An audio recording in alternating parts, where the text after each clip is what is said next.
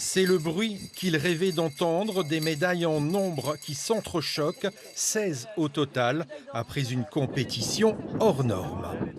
C'est euphorique parce qu'on s'attendait à des conditions très difficiles, donc déjà juste de réaliser les distances, c'était bien. Et là, d'avoir des titres, c'était inespéré.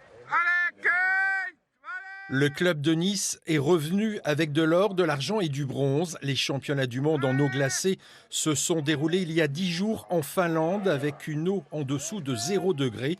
Il fallait être prêt physiquement et mentalement. C'est d'abord le mental et après, bien sûr, le nage est important pour aller plus vite.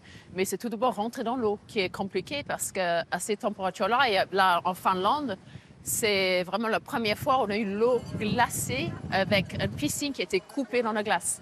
Donc, moi, j'ai brassé le premier compétition, j'ai brassé, il y avait la glace qui se formait, j'ai brassé dans la glace. Donc, c'était extraordinaire, ouais. Des Niçois qui performent dans le grand froid, c'est une manière aussi de casser les idées reçues. Ce jeudi, tout le monde s'est retrouvé dans une Méditerranée à 15 degrés après un repos bien mérité. Alors, la première compétition où on est allé, on avait l'impression d'être comme les Jamaïcains qui font du bobsleigh. Là, c'est vrai que nous, on s'entraîne ici à 14-15 degrés.